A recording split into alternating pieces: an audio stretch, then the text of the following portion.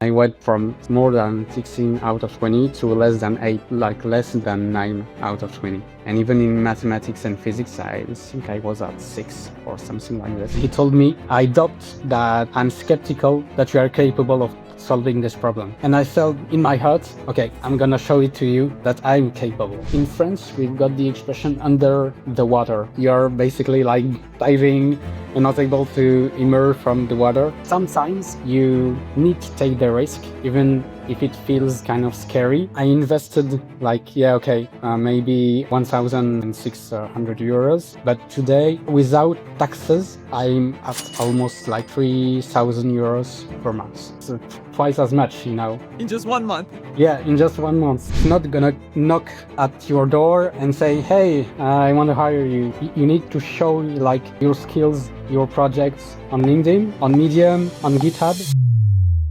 Out of roughly 10,000 people who have come through our trainings, every now and then one story makes our whole team stop and say, you need to talk to this person. Amin is one of them. Here's why. A few years ago, Amin was a top student. He finished high school with the highest honors, highest scores. Then he started his IT studies during COVID, and his grades collapsed. He dropped from highest scores to less than 9 out of 20, 6 out of 20 in math and physics. A lot of people would have thought, I'm done. This is not for me. Obviously, I'm not good enough. I'm not talented enough in this. So maybe I should try something different. But he instead used it to completely pivot and even outperform everyone else. So basically, instead of saying, I'm not good enough because I'm failing all these courses, he decided maybe my approach to learning is not good enough. Maybe I should have a different system to get higher grades. So he basically completely changed how he learned and rebuilt his entire learning process from scratch. And within a few years, he not only graduated successfully, but he also went from a manual test automation apprentice job to a permanent DevOps and Infrastructure Engineer role at Thales, the company he works for, building systems for the French army. His salary roughly doubled in a single month when he made that switch. So in this video, you will see exactly how he did it, how he went from failing in his studies with bad grades to having a proper learning system for himself. So this was all before our trainings. How he landed a job that he wasn't qualified for, why he chose to invest in structured learning, and how he switched roles internally instead of waiting passively for someone to promote him to a DevOps engineer role. So if you are a student or a junior engineer staring at this massive mountain of everything you think you need to learn and wondering whether it's even worth it, then this one's for you. Let's get into it. So first of all, tell me about your current state, right? What is your job title? What do you do like day to day? How would you describe your work right now in your own words? It's actually very broad because at my Thales company, we are not supposed to to be very specific. My job title, like the small one is DevOps Engineer, but the complete one is Infrastructure, DevOps, System Engineering, IT. So it's very broad.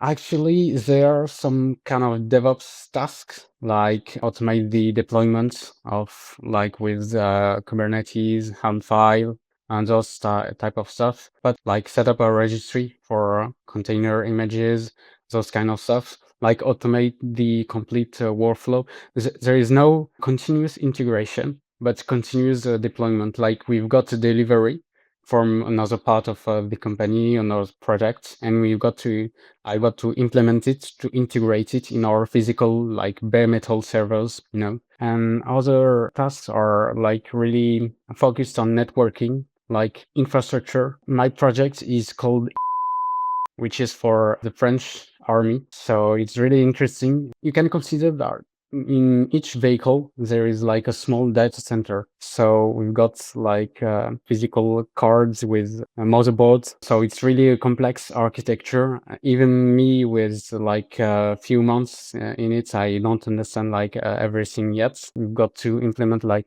network configuration, a lot of Linux. Linux is like really important to notice that the DevOps culture is like split in a configuration management team and infrastructure team where I'm in. The configuration management team is doing a lot of Jenkins. Jenkins is everywhere. I do not do a lot of Jenkins, to be honest with you. So the infrastructure is like focused on networking, like between software application and hardware, there is infrastructure in it.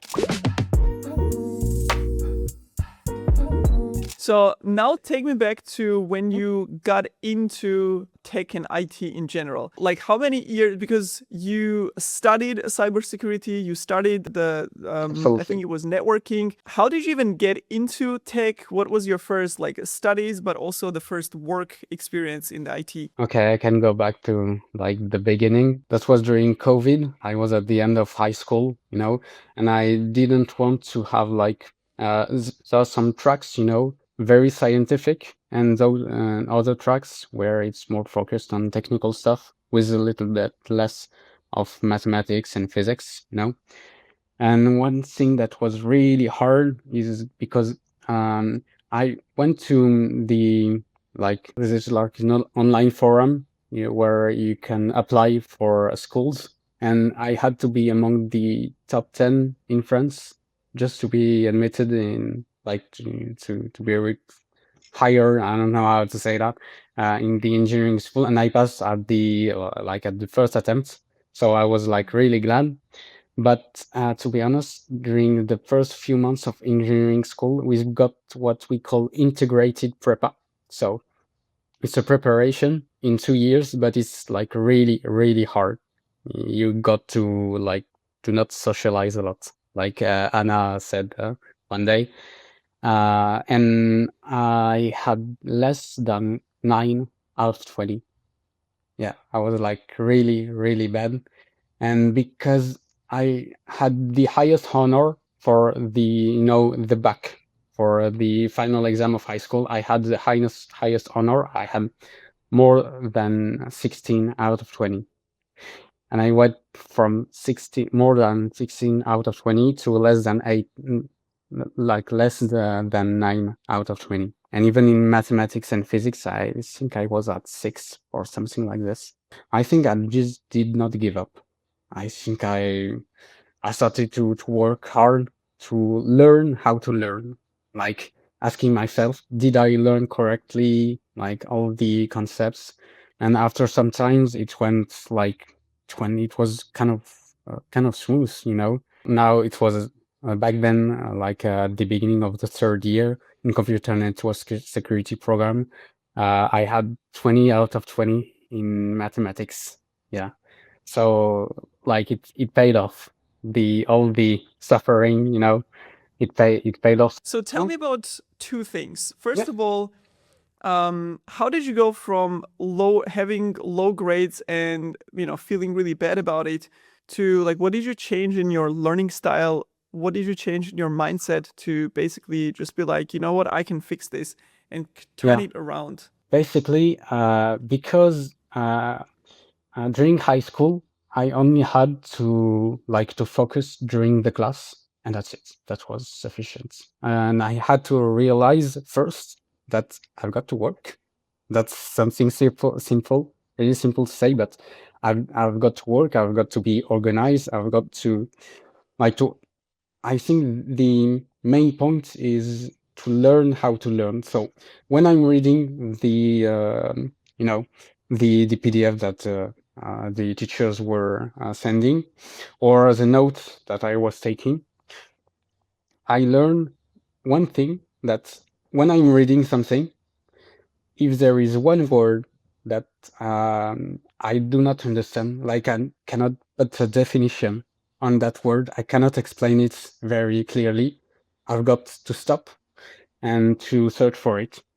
And that is one of the main things that helped me out a lot today. Like when I learn something, like whatever it is, if it is Kubernetes or another thing. Today nowadays, I'm like I've got some schedules. Um, I'm like a clock. Some people might call me like a clock. Like, okay, this is time for this and this. I've got my own schedules to be organized. Okay, and at the end of the day, I need to do those tasks. And like, if I do not do that, I've got to do it with like whatever. Um, Maybe sometimes I've got like no, I don't know how to call that in English, but I do not expect, for example, something to happen, so I've got to delay it, But I'm really like focused, really. I don't know how to say that, but yeah, I need to be like very strictly organized. So that's the main thing. I want to pause on what Amin just described because it is the most useful thing in this whole story, and I don't want you to miss this. When his grades completely collapsed, he didn't just say, "Oh, I'm bad at this subject, and therefore I'm not getting good grades." Instead, he just thought, maybe my learning approach is not right. Maybe my understanding of how to learn is actually wrong. So I can adjust my learning approach to get the grades instead of blaming it on my talent or lack of talent. And there was actually an easy hack for that. When you're reading something and you hit a concept or definition that you cannot define or explain yourself, you stop and you go find out what it means before moving on. That's it. That one habit is the difference between reading something, passively half understanding it and moving on, to actually understanding the concept so well that you can explain it in your own words. So if you've ever finished a tutorial and felt like nothing stuck, this is usually why. You let the words you don't understand just slide by. You don't stop and pause when you don't understand something. Your brain almost shuts off automatically after hearing a bunch of unfamiliar words. Amin took that habit of pausing to really understand each concept explanation, and he used that habit all the way from passing exams with high grades to learning Kubernetes, infrastructure, and all the DevOps concepts and tools. But learning how to learn was actually just half of it, because around the same time, he had to go find a company to take him on as an apprentice. And that's where things got interesting. So he was applying for a networking and security role with, in his own words, almost no real skills yet. So let's look at how he landed that job anyway. So you basically improved your grades. Yeah. So you feel good about it. Yeah, Then absolutely. you have to take this internship at a company and you applied for it. Did you think that it would be so easy? Did you feel confident about your knowledge, thinking, one interview or a few interviews and I'm in? Or was it a surprise for you? It was really a surprise, to be honest, because at integrated prepa, I was applying for a computer network and security program with like an apprenticeship contract with a lot of computer network and security, possibly. I've never did like a single. I almost just know what an IP address was, so I had absolutely no knowledge. I felt like I'm not ready, or maybe it's gonna be difficult. I do not have the knowledge, even though I applied. There is some networking concepts in this. Okay, I applied. I do not have anything to lose. Okay, maybe I'm gonna be rejected, but I don't care. One day I had like a call from Thales. Okay, they're interested into knowing me, and just like before even though in the PDF they were saying, yeah, we need those kind of skills and so on. I knew that I didn't have those skills, but I was applying anyway. And I told myself, okay, maybe it's gonna work, maybe it's gonna like not work. And I did manage to impress somehow. To be honest, I think that wasn't about my technical skills that helped me during the job interview. I showed that I was positive in my mindset. I was also showing that I'm really willing to learn. I'm not scared of learning, even though the skills that they were demanding were quite high. Kubernetes, Ansible, and so on. When I'm learning, I was saying, okay, I'm learning. When I know, I can say that I know and I can explain some stuff. And when I don't know, I can say that I can learn.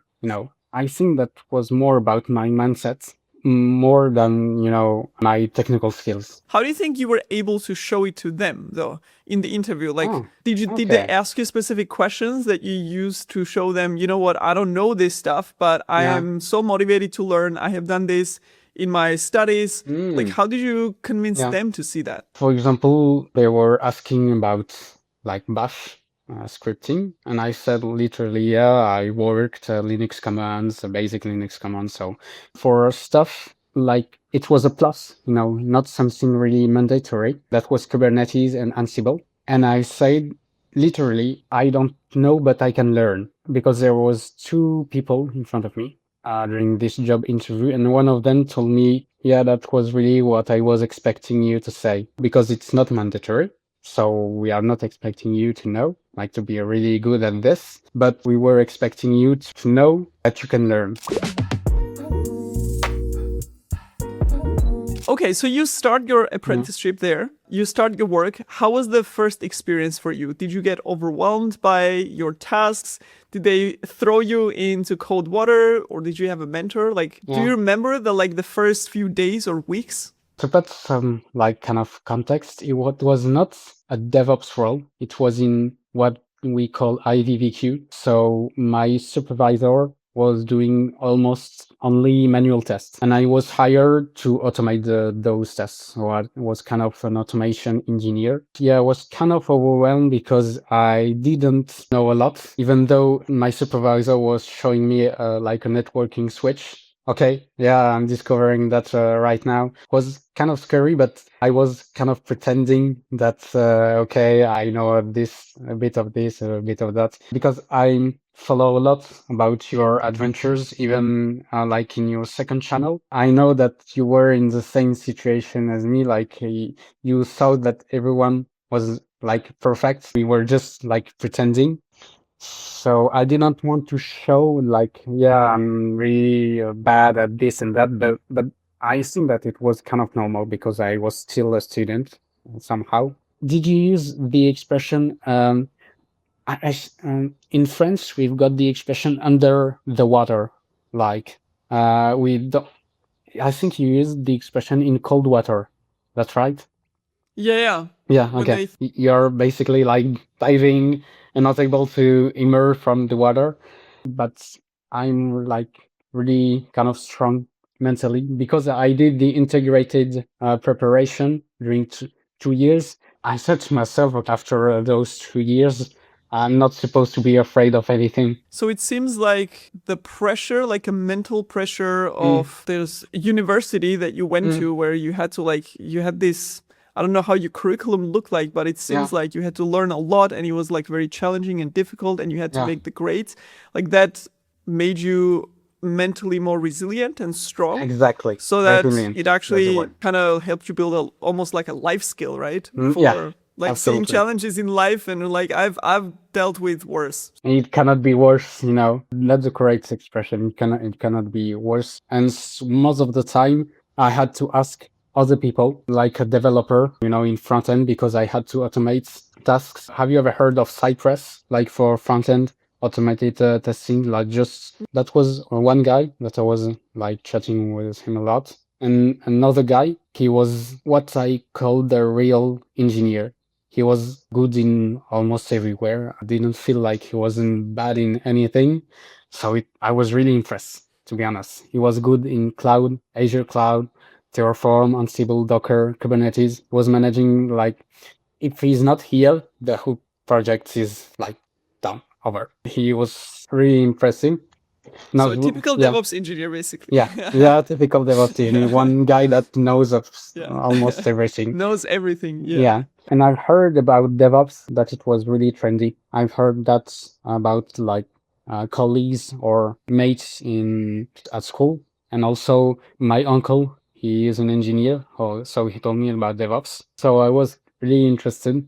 into knowing more, and I was really impressed by him, by the DevOps engineer that was working with me. That's why I decided to change, because during the 2 first years of the apprenticeship contract, I wasn't really feeling that I was learning a lot with my current supervisor, and that's okay. So you were doing automated testing, which is very specific, like niche task. Niche, And then on exactly. the other side, you were seeing this person Yeah. who like automated testing is just one tiny bit of their exactly. knowledge. They know everything. They can Yeah. deal with our infrastructure, cloud, the developers. Absolutely. And you look at them and it probably seemed like it was super effortless, right? And Yeah. you're like, I want that. I want that level of skill set and knowledge, right? Exactly. What was your first ever exposure, like proper exposure in DevOps? Because you probably heard about the term itself, probably heard, okay, this is a DevOps process, or maybe at school. But what was your first exposure yourself, or where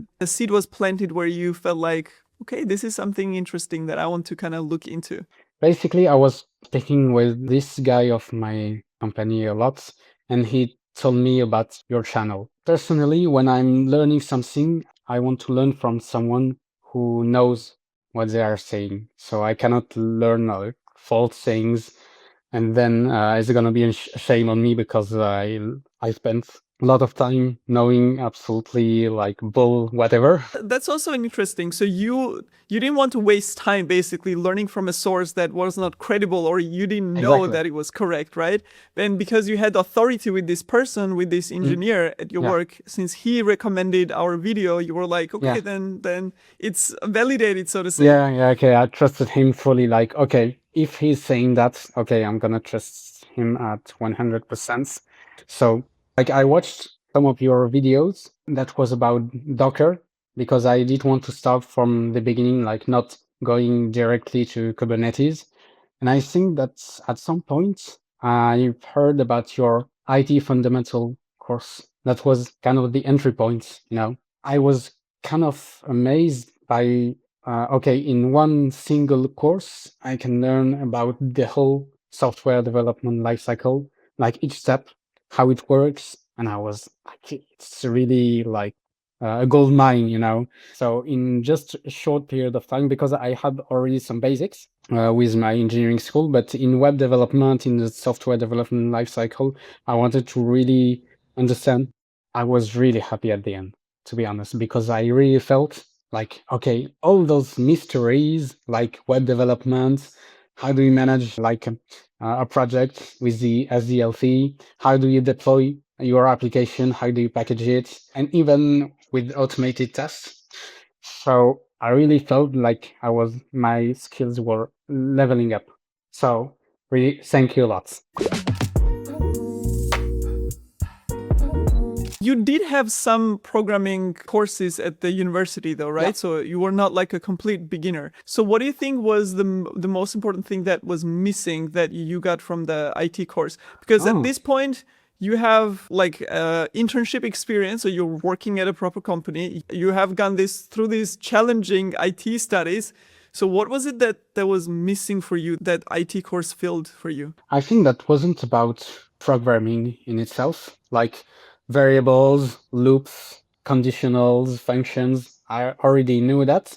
I think it was like the whole process of SDLC. Like, okay, there is a plan, development part, the testing, packaging, deployment, and the cycle continues. That was really something that I learned that was really good, because you did continue with another sprint. So there was the first sprint. I think we were developing with like vanilla JS. And then in the other sprint, we were like moving on to Vue.js. And also we were securing the database access with nvars also. That was one of the main points. And we were deploying again. I think, yeah, that there was like the link between the front end and also the worlds of the front end and the back end. Like, okay, the front end is the UI, and that is like fetching, like communicating with the back end, and the back end is dealing with the database for storing data. That was kind of the links between components of an application. Also, for automated tests, already knew. So That was not new, but that was a good thing to know about Jest, about how to package an application. That was really like npm command, npm pack or something like that, just to package it into a GGZ. Also, the deployment part in DigitalOcean, that was really a smart move from you, because DigitalOcean is like, it's not as scary as AWS or Azure. So just to start, it was really a good choice. The missing part, and something I think you did that on purpose, it was because all those steps where we move from one step to another in the SDLC was manual. So I was thinking, can we just automate it? I was thinking about CI/CD because I've heard about it. My company was, the DevOps engineer that was working with me. He was sometimes talking about CI/CD. So I did not know what that was actually really about, but I was thinking about it. So that was really a smart from you. It was definitely intentional, because the fact that you asked that question at the end, Yeah. the fact that we were like, okay, I did all these things manually, so actually it would be good to automate. Exactly that question, like when you have that question, it means you understand why you're automating things instead of just blindly. Because a lot of junior engineers, they start with automation, but they usually don't know why things are automated, because they just think that's the default. So they never stop to question underlying concepts. Yeah, that was something that I remember, is that you said that at the end of this course, we are supposed to have even more than like just a junior software engineer. I decided to, because I thought that I was about to take the 9 weeks of my linguistics stay just to do the IT course. But because I did that in 3 to 4 weeks, I started to say to myself, okay, let's move on to like the next part. I was asking myself, do I want to take 3 years to learn, or do I want to take few months? Because I was also linguistics say, I started to say to myself, because I want to move to DevOps, but I knew that I didn't have like the right skills. I did the IT course fundamentals, and I was about to move on to the DevOps Bootcamp. I was speaking about by message to the DevOps engineer at my company, that I wanted to speak with him about my future, that I was interested in what he was doing, because I felt that my skills were leveling up.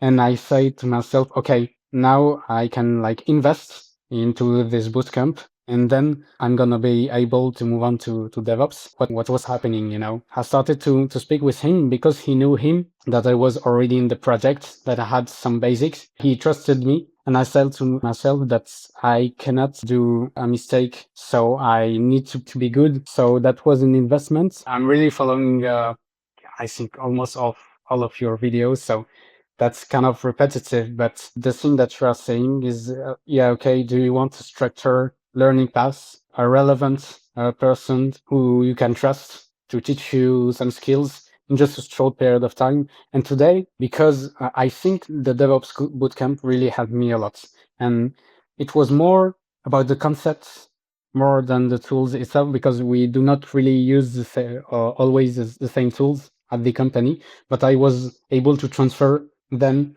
from Jenkins to GitLab. That was really easy. The DevOps engineer, I was working with him during the last year, and he was confident about my skills, my abilities to move on to a permanent role. I think that if I didn't do the DevOps Bootcamp, he would just think, okay, he is motivated, but he doesn't have the required skills, the required knowledge to move on to a permanent role. And today, I can say that to you. I invested maybe 1,500 and 600 euros, but today, without taxes, at almost 3,000 euros per month, twice as much, In just So 1 month. yeah, in just 1 month. Yeah. So okay, I invested some money, and I trusted you, and I was really happy about it. Sometimes you've got to invest just to make the learning time and also the quality of learning better. It's so interesting because as I do like analysis of your perspective and attitude in general as you are talking, because you have acquired a lot of skills at a young age and you are also pretty far ahead in the career at your young age. But it's actually very logical because you're very careful about who you're learning from and how you save time during learning, because you don't want to waste like 3 years from like, putting together resources. Learning, and you're very cautious about, okay, I may find this course or this resource, but am I learning the right thing actually? You're very careful about finding the right resources from the trusted sources. Would rather invest money in order to save time. Exactly. So that was like your mentality. Really interesting observation for me is that you see this person that kind of that for you that was like, I want to do that. So you saw in real life someone who was doing something that you would like to do. And then as you go to him, you're like, okay, I want to actually level up within the company. I want to start doing that. You could have also said, I'm just going to learn at work. I'm going to just buck him and I'm going to, use his knowledge to teach me. But you were like, I'm going to use that, but also I'm going to learn by myself to actually fill those knowledge gaps and understand things conceptually. Yeah. And that probably like not only doubled the speed of your learning, but maybe like 10x how fast you learn, because you had the hands-on experience. So you were learning in the bootcamp. You could apply that probably at work right away. You could impress him because then he was seeing, okay, he learned from somewhere else other than just me or work. So he was probably moving faster for you as well. Yeah, that's it basically. He was so demanded even across projects. Not only that project, because he was so like skillful, like even in hardware concepts, like we've got a lot of hardware at Thales. So I could not like ask him like 1,000 questions. He wasn't here to teach me, but just to guide me through my tasks, There's a line Amin said that I want to underline here, because it is the reason that his switch actually worked. So the value was not knowing this one specific tool or another tool. It was actually knowing and understanding the concepts that helped him in the switch. So at work, he was using GitLab. In the bootcamp, the CI/CD examples and demos ran with Jenkins. Different tool, same underlying processes and concepts. So moving from one to the other was, in his words, really easy. And that's the whole point, because tools change between companies, between teams, between IT trends, sometimes between projects. So if you memorized one tool, then you start from zero every time you have to change a tool. But if you understand why a pipeline is built the way it is, if you understand the underlying fundamental concepts of infrastructure, clusters, containers, then you can easily pick up whatever tool is in front of you that implements those concepts. And that's also why his experienced colleague trusted him with a permanent role. It wasn't a certificate or his studies. It was that Amin could actually reason and think about the systems that he was building. And his senior colleague saw that. However, still reasoning about systems and surviving real production work and not messing up anything there are still two different things. So the question is, once he got into the role, what did that demanding senior colleague actually throw at him? So let's look at the hardest project Amin says he's ever built. So was your DevOps engineer colleague involved in, so basically you made this level up within the company, right? So you're an apprenticeship who is doing like automated testing, and then you switch to DevOps engineering. So how was that jump actually for you? So basically, the first mission that I had with him was to update the deployment installation and deployment guide of the project. Just after that, because I was in cybersecurity and I had to present something at the end of the 3 years, I did penetration testing, like literally hacking. I was with a Kali Linux, the penetration testing distro. And even nowadays, I not use Windows anymore. I'm using daily a Kali Linux, like just to train myself with Linux. Like how can I install something that is not supposed to be installed?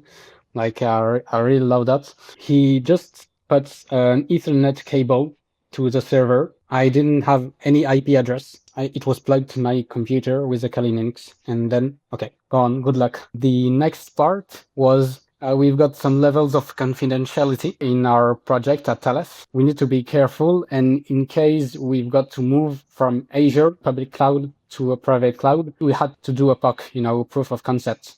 So to migrate all the Terraform configuration files, all the pipelines from a public environment to a private like air-gapped environment. We were using like VMware for virtualization. So that was really a lot of stuff to do, like understand every package manager, so apt, npm, go, etc., and so on, apt for Alpine Linux. So that was really, I think, the hardest CI/CD I've ever did in my life. And at the end, there was hand5 also, so I had to update everything. And to be honest, it took a lot of time, but I really felt that I was leveling up my skills, and I didn't ask him a lot of questions. That was something that he was kind of impressed, because I did a lot of stuff from the beginning with the IT fundamentals course, the DevOps Bootcamp, the GitLab course as well, that I used for personal projects with one of my classmates. I did a lot of GitLab also. So I wasn't like starting from zero. I think that was really complicated to implement. There was a lot of debugging tasks, especially one thing that was really hard was to compile a C++ project in an air-gapped environment. That was absolutely horrible, because we were using CMake, like a meta builder, with Make and GCC under the hood, and also Conan package management. So it was absolutely a nightmare. I think that was really something that helped me a lot. So how was that jump actually for you? Was he kind of involved in recommending or giving you recommendation, or who was actually involved in, helping you make that promotion? He was really because I was talking with him a lot, even before, when I was back then at the automation part. So he knew me a lot, that I was really motivated, because like I told you, I did a lot of efforts. I was really, can I say, like autonomous in my tasks. Yeah. He recommended me. Okay, I'm a motivated guy, I'm capable. And the manager trusted him word by word. When I was doing the job interview with the manager, he didn't ask me even a single technical question. He was just trying to know me, okay, and that's it. I think, he helped me out a lot with my kind of recommendation, just to promote me to like a permanent role. That's Yeah. So so it was not only permanent role, but it was a different role actually, right? The title that you liked better. So how did it feel like for you? Like, did it feel like, okay, all this time that I invested in learning paid off? I feel super proud of myself. How was the feeling? Because you probably got a salary jump, probably like a considerable one, and a new title that matched way more to what you wanted to do career-wise, right? Than what you started out with.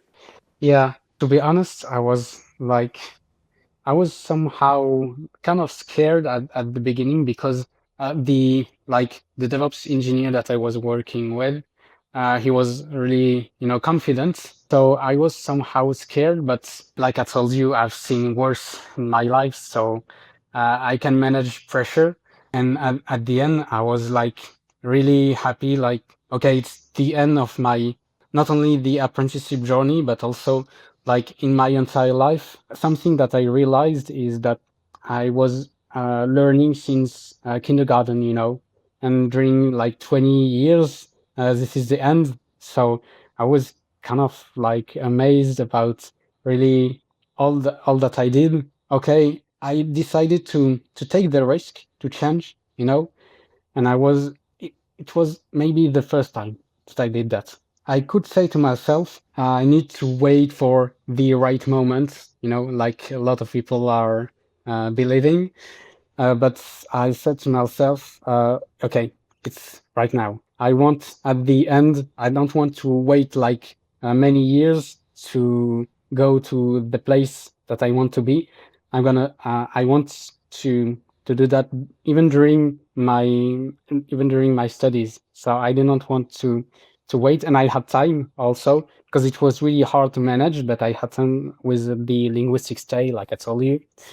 So yeah, at the end, I said, okay, sometimes you need to take the risk, even if it feels kind of scary. But yeah, I decided to, yeah, What were you scared of? to be honest, I was scared because I was in a contract with automation engineer. I was scared of, okay, are they gonna take it in a good way that I want to change? Because sometimes they can take it like very badly. You were supposed to do 3 years and now you're doing just 2 years. I was scared of that somehow, and also because the DevOps engineer that I was about to work with, he was kind of demanding. He was kind with me, but I couldn't like just pretend that I know. Maybe I was able to do that for other people, but with him it was not possible. So you were scared that you would not meet his expectations, basically, right? Yeah, yeah, And you would yeah, that's it. technically like fail to do some of the Yeah. tasks. Was that also one of the motivations why you did DevOps Bootcamp? Because you wanted to kind of make sure that you actually fulfilled his Absolutely. expectations? Absolutely. And to be honest, if I didn't do the DevOps Bootcamp, I think it wouldn't be possible, like kind of to impress him with my knowledge, with my technical skills. And he was also impressed about everything that I did. It was really hard, even during my paid vacations. To be honest with you, I didn't socialize a lot. I didn't play a lot of video games. I took that for learning. So I said to myself, okay, just maybe a short period of time, like just few months. Okay, I'm gonna like sacrifice that period of time just to be sure that I have at least like the bare minimum to meet his expectations. In my specific track in computer network and security, we've got to have at least one technical certification. We've got to have like the Voltaire certificate as well for French, just to have a professional level. We've got to have the TOEIC for English, and we've got also to have a technical certification. And that's why I decided to have, we were encouraged to do Cisco certifications like CCNA, those types of stuff. I decided to do the DevOps Bootcamp because it was also helping me with the job, helping me with the school just to validate. Yeah, we were about 70 students, and I was the first who managed to validate the international mobility. Now with the linguistics day, the TOEIC, the Voltaire certificates, and the technical certification. I was the first. So wow, okay, wow, yeah, amazing, yeah, and really cool. So you used yeah. the digital badge from DevOps Bootcamp as a technical certificate?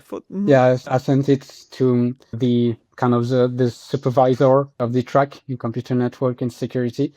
And to be honest, something that I wanted to share you is that I was, like I told you, I was really bad in English. One sentence that you said is that you were not able like to like just to conjugate like just a word, just a verb with the like he plays. You were not able. Okay, I trust you word by word, but nowadays you are like you've got really an amazing English. To be honest with you, Thank you. it's really like it's not really like really fast. It's you've got kind of a precise vocabulary. It's not really fast, not really slow, so it's really easy to understand even for a non-native speaker like me. And to be honest, I was also scared about English because it was feeling kind of scary, just to speak another language, just to have the shame of other classmates that, okay, he's not able to just speak with basic English. In my life, to be honest, some teachers were like sometimes kind of harsh. So that was not really good for being motivated. And one teacher, she almost thought that there was two students in the class, me and another one. Like at the beginning of each class, okay, me and this guy. Okay, always. This was kind of scary, but I decided to move to something else, okay, to forget about all the bad stuff. And I was kind of a B1 level, and I needed to have a B2 level to just to earn my engineering degree. I was asking myself, how can I solve this problem of not being good in English? I decided to speak with the DevOps engineer again. He's everywhere. he is also very good in English. Like perhaps not in speaking, like used day to day to speak in English, but he was also very good. And he told to me that he was at the same level as I was, like just saying hello and like thank you and goodbye and that's it. And even in France, we are terrible in English, even though we do not have any excuses because like almost 1/3 of English is French and one other third is Latin. So we do not have any excuses. So I spoke to him and he was saying to me, okay, because I was playing video games in English back then, but he told me that it was not sufficient. I had to watch videos in English and I started to say to myself, okay, I'm gonna to put like drastic measures. I'm gonna put my everyday life in English, like from almost 0 to 100%, like playing video games in English, watch stuff in English. Just in few months, I had the TOEIC. I had the B2 level. I needed to have 785 out of 990, and I had 795. Like Wow. just the minimum. Yeah. Yeah. But Yeah, still tell me. in a short time Yeah. actually. So one thing that I also think about is, and also what I notice with you, a lot of people do not do, let's say, DevOps Bootcamp is a good example because it's not like a course you can do on a weekend, right? Like you need to invest time. Like it is a commitment, not only financially, but of your time. Like you need to Absolutely. make sure that like some You've of got the the time. project, you're building it over weeks sometimes, not just days. So one thing that people hesitate about, before enrolling in such a training is not the financial investment. Right, It's right. actually The that they time, don't believe that they will be able to learn. Like they don't have self-trust or self-belief of, you know what, I trust myself to learn challenging things. I trust myself to not give up when the project gets more difficult. But what I see with you is like whether it's like learning English or DevOps Bootcamp or generally like at work, you have this self-belief that you can learn difficult things. Like it's gonna be difficult, but you believe in your ability to learn these Yeah. things. Yeah. Yeah, Go one on, more go thing on. I wanted to ask you, because Yeah. you're one of the few people, I think you have literally done every single one of our trainings that we Yeah. have. You've done the Yeah. IT course, IT fundamentals, DevOps Bootcamp, GitLab, CKA, and DevSecOps. So I gotta ask you, first of all, you did all of this. You didn't have like a free time, like a blank calendar where you could just do this. You were working at the time, full time, right? You were a student. So tell me about your time management. How did you manage to learn also in a pretty short amount of time, right? Yeah. So you didn't Okay. just, stretch it out to like years or so. Okay. How Yeah. did you manage your time? What was challenging? Because I'm sure Okay. it wasn't easy. Okay. Tell me about that. Yeah. About time management, I think I've been kind of fortunate the linguistics day. I did have a lot of free time. I think also I studying during my paid vacations also, but nowadays I do not have a lot of paid vacation because I moved to one contract to another.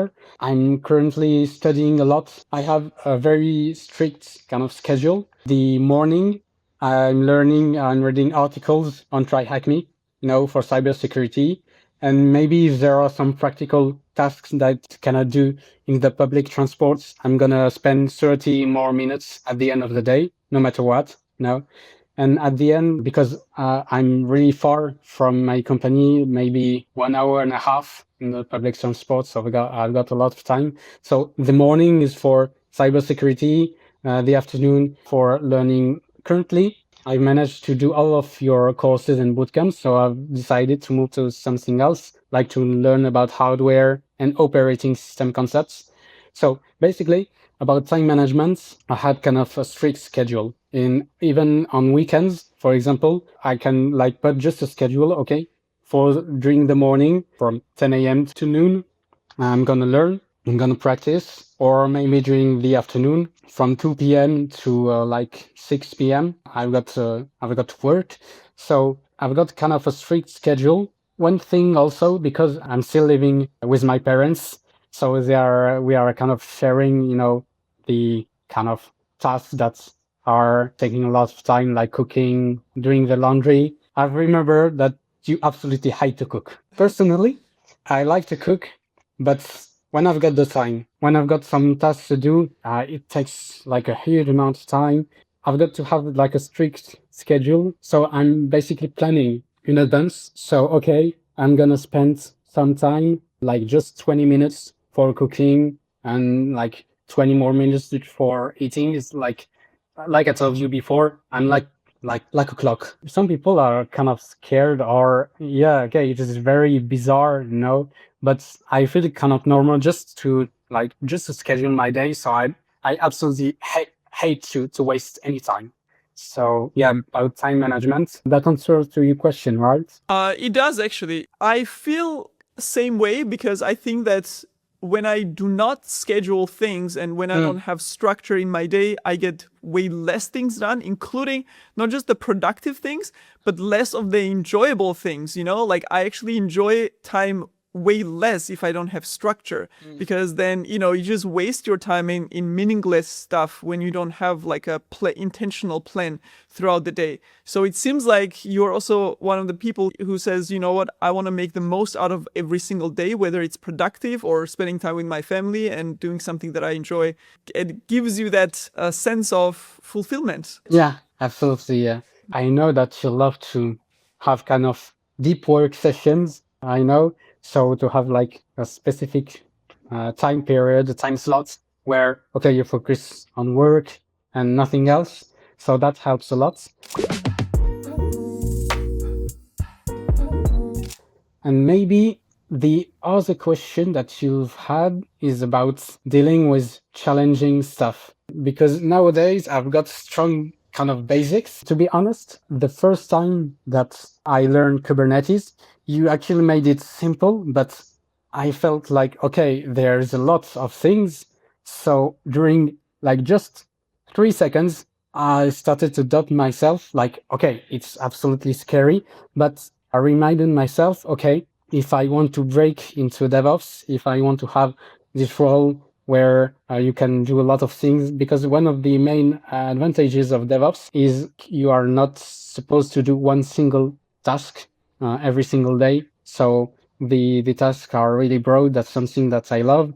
So I'm not focused on just automated tests or just developing a function in programming. I can work more with concepts. One thing that I really love, I was asking myself, what do I love in engineering? And it's a complicated question. Basically, I love about knowing a lot of different things, like to have a general culture and also to learn how things work. I'm not like focused on just a specific stuff. I can work with software developers. I can work with different engineers. I can work with cloud infrastructure as code, with networking, with cybersecurity also as well, because I've got a lot of background in it. Dealing with challenging stuff is like, you've got to ask yourself, will it pay off at some point? So what is the result, kind of the recompense that I will get? Is it worth it? Okay, if it's worth it, yeah, I'm gonna do it. I was seeing this DevOps role as kind of a dream role. Yeah, okay, I'm gonna be able to work with different technology. Wow, it's absolutely amazing. Also, the salary, for example, that's also something that really motivates a lot. Basically, that's the finish line that motivates to continue. Today, I've built this mantle, just to not give up. And today it's just like normal. Okay, I've got an error in like I've triggered the pipeline. Okay, I've got an error. It's just normal stuff, just to search to try to find a solution. Yeah. So yeah, it's more about the goal. Yeah, because you've done it so many times that it just became like a second nature to you, probably. Yeah. Just one thing, maybe you remember like specific moments, because I found it interesting. You mentioned that, you said in the email actually that like when you were doing DevOps Bootcamp specifically, you would do like 15 hours on the weekends in learning sessions. When you're doing something that you already know, then 15 hours is not a lot, especially as engineers. When we enjoy our work, you get into this flow mode. But when you're learning something new, you like 15 hours of learning and practicing something new. So did you have moments where you were like, oh my God, like this is too much? And this probably happened on many weekends, not just one. and this is too overwhelming. But then you had this moment of, you know what, this is still worth it. What was the moment, the process for you, or the thought process? You are right. Now I remember that I said that sometimes I was working like long hours during weekend, because I prefer like long working sessions and not like scattered learning during the week. Yeah, it was difficult. It was sometimes, I felt like it was too much. But to be honest, I told to myself, do I want to spend like, okay, 6 months or maybe less? And then, okay, I'm going to be able to move to something else after. So just about the speed and the amount of time that I was spending on weekends, I was seeing like the finish line. I didn't want just to do the demo and that's it. I forget, like fire and forget, I wanted to also to learn everything. So maybe I was kind of used to it, like the DevOps Bootcamp. So the DevSecOps Bootcamp was kind of easier. And also with the DevOps Bootcamp, I was also, during my vacations, I was doing maybe sometimes 6 to 7 hours per day, like during 2 weeks straight. So that was a lot. During the DevOps Bootcamp, I told to myself, I do not have the choice. I must be prepared for not only the role at the company that I will have, because one thing that helped me is because it was in 2024 that I decided to break into DevOps. I bought the DevOps Bootcamp maybe during July, if I remember well. And just after the linguistic stay, or just there was some paid vacations, and then 6 months of school. Generally, when we are doing apprenticeship, we've got some like 1 week at the company, 1 week at the school. But this time I had like 6 months. That was an opportunity for myself just to focus on that. One thing that was really difficult is also, I told to myself, I need to learn also during paid vacations, because I won't have the time during the school period. Basically, I was kind of under pressure. And that was one of the main motivation for doing DevOps Bootcamp. And for DevSecOps Bootcamp, because I finished, the school, so it was over. So one thing that I'm curious about, because you have a lot of discipline, like this is the finish line, like this motivates me because like that's what I need to do in order to achieve my goal. What was the enjoyable parts of it? Like, did you actually enjoy some of the parts of, like, did you have small wins where like, oh my God, yes, my CI/CD pipeline works, or oh my God, I finally understood this concept, it finally clicked? What were the good parts, so to say, not the challenging ones? Yeah, the challenging part was during debugging, but at the end, when I was like deploying a web application on the reachable for everyone, I was really happy to show that to people, especially like the juice shop. I was sticking with my family. Okay, if you want to order some juice, come back here.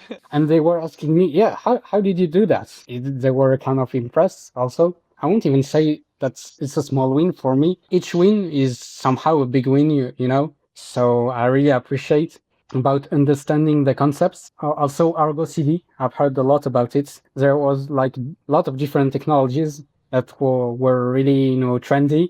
I'm really curious in my life. So I love to understand how things work. I was really happy to have a complete automated, like a CI/CD pipeline, Okay, it works. I've got the whole project, the whole workflow that is working fine.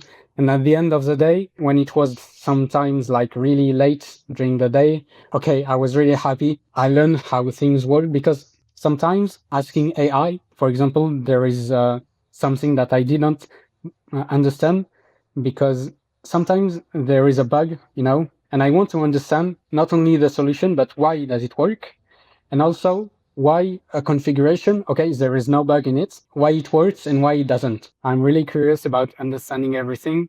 And also one thing that really impressed me, because you were moving from, in the DevSecOps Bootcamp, you were moving from absolutely not secure stuff just to show us, okay, this is the bad practice, because we need to know about bad practices before moving on to kind of the good practices. I was really impressed that at the end, with the juice shop, we were using AWS SSM instead of storing secrets. So I was really impressed, we were able to use SSM because we were having the GitLab runner in the AWS accounts. So that was, and we were using IAM roles. Yeah, I remember. Okay. Also the OIDC, the later part with infrastructure as code. Instead of storing passwords directly, we were not storing anything. And I was really impressed by like the level of security that we are putting into the DevSecOps Bootcamp during this period of time. Yeah. So you were a junior DevOps engineer. You did DevOps Bootcamp. Your extremely experienced colleague is impressed by your work. You feel good about your knowledge. And then you decide to do DevSecOps Bootcamp as well, which is another financial commitment, which is another time commitment. Why did you decide to do that? At the beginning, I'm really curious. And I think that an engineer is like a flower. If you don't put water, if you don't put like sunbeams, it's going to die. So an engineer who doesn't learn anymore is like a dead flower, I don't necessarily have to learn like 100% of my time. I feel like I need to continue to upskill my knowledge, not only just for salaries, even though it's good, but also to feel good at work. In your opinion, what was the biggest value that you got, like practical value you got out of it, in addition to, learning new things and fulfilling your curiosity about the technologies and how things work? I think it's more about the concept of securing every layer, like defense in depth, So in each step, we are putting a layer of security. That's something that I really loved and that I really understood even more. And in terms of practical skills, I think it's about GitOps, just to have like, I don't push, but I pull the changes. I do not manage like the push-based deployment. So I managed before the pull-based deployment, and now it's over, it's settled, I actually have two final questions for you, which is going to be addressing more of the community, because I am sure that we have a lot of people in the community who will associate more with you. Maybe they're like junior engineers, maybe they're students, maybe they're people who are just getting started into DevOps, and that probably will be majority of people. Imagine someone who is literally just, they're a student or they're a junior engineer and they're sitting at their desk and they're worried and afraid of, oh my God, I have to learn all these things in order to future-proof my career. My career is in danger because of AI and because of the skills that I don't have currently. Is this even worth to invest all this time and effort in learning these skills? When is it gonna pay off? And all these doubts and hesitations in their head. What would you say to them? Basically, one thing is that an engineer, the mindset of an engineer is to be good at what he is doing. So we've got to learn and somehow appreciate to learn some new skills in order to be better. And for example, one thing is that some people are trying, but they're trying the wrong way, Some people who are not even trying, some people who are trying and the wrong way. In that, I mean that people are just kind of giving up, and it's really bad because maybe they don't have like a very good reason to give up. And for people who are trying, they are putting like in their CVs the same skills, the same keywords. Okay, just networking. But what can you do with networking? Okay, Terraform. But what did you do? I think they are trying the wrong way, because personally in my CV, I do not have a skill section, because the skills that I have, they should be clear with my professional experience, with my personal or study, like school projects. It's really clear for a recruiter just to see, like, okay, you did that at work, you did that, you did those projects. Because one project that I did with one of my classmates, like develop a web application just to store images on an S3 buckets on AWS, the developer part, and I didn't touch like almost just a single line of code, and I did all the infrastructure, the Kubernetes parts, GitLab, and so on. So I did put that on my CV. We must try kind of the right way, and also people, perhaps they are not motivated because it feels kind of scary. They don't seem capable, but most of the time, to be honest, I think it's more about like laziness. It's okay, school is over. Now I've got my degree and that's it. Okay, I'm ready for work. But that's not the mindset personally that I had.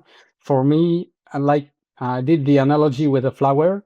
A flower is like an engineer. If you do not like put water or put sunbeams, the flower will be dead. So if we are not continuously learning, it's the beginning of the end. We've got that expression in France, the beginning of the end. Basically, I think it's more about laziness. They need kind of to realize that, okay, if you do not do something, it's not gonna knock at your door and say, hey, I want to hire you. You need to show your skills, your projects on LinkedIn, on Medium, on GitHub. It's not about just showing off. People could be scared about, okay, I'm just gonna show off, supposed to be bad. But no, you are basically like showing people, okay, you do this and that. You are somehow teaching also other people. Okay, I did have that problem. This is how I overcome it. Yeah, that's it. 100% Okay. absolutely does answer. I know that a lot of people who are juniors, who are again like maybe IT students, and they want to kind of get their first steps into IT, they will look at you and feel like, you know what, I'm not that motivated as Amin is. Like, where does this guy get all his motivation to actually keep learning, to keep through those challenges, to not quit when things go wrong, or takes the risk, when he's offered a job which is scary? How would you transfer or explain to them how to get the same level of motivation as you have? Maybe if I like to take time to think about, maybe if I do not have like all the answers, maybe I'm gonna reach to you maybe later if I feel like I've missed something. When I was a teenager, I was happy to learn because I was speaking with geeky nerds, I was kind of influenced, but I was happy to show to other people, okay, I did some programming, okay, that's it. But I was kind of lazy back then. Maybe it's about setting a goal. What do I want to do like with my life? Why do I want to do it? Okay. Engineer, in my case, that sounded like, okay, good role. I like that. I like programming. I like technical stuff. Okay. I needed like to put a goal to say to myself, why would I do that? Okay, because I like that. Okay. After that, you've got to remember to remind yourself, this is why I'm doing it. I think that's the main reason. The why is like really important. Then there is a how. A what? Good salary, a dream job where you get to learn a lot of to work with different tech stacks, to be good at what you are doing. Then you've got the why.